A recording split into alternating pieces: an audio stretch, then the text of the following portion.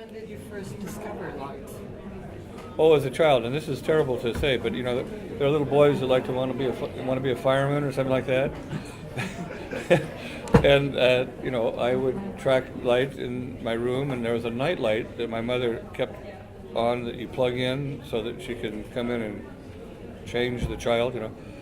That light was just enough light to make sort of interesting things on the ceiling, and I would watch that. I remember that.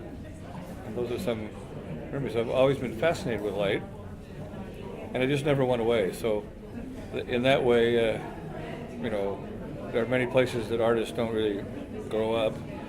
There are other ones too. We heard that you were also a pilot.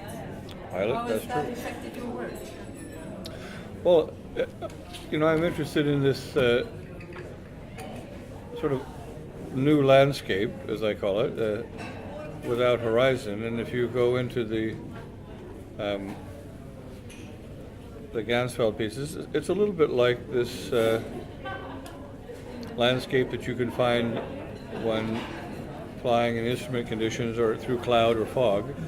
But you can also find it in whiteout conditions and snow, as you have here when you go skiing and you get into snowfall, and you can get in this whiteout condition where you aren't really sure which way is up or down. That happens in diving, and the rapture of the deep. And so this is a territory that we're moving into. We are definitely going into this horizonless space that you have in space, also without gravity too.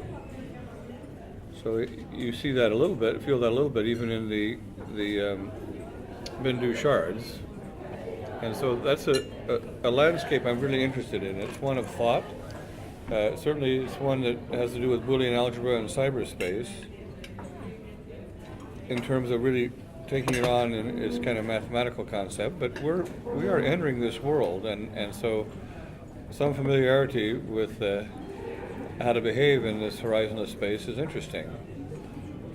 So that also gives you great feeling too, because you get that in diving, you get that in flight, particularly if you push over a little bit and get a little towards zero gravity, just pushing over the stick in an airplane, you'll soon see everything floating in the cockpit if you want to do that. And that it's a slightly exhilarating feeling. So some of these we don't need to approach with fear, but are actually a joy and pleasure.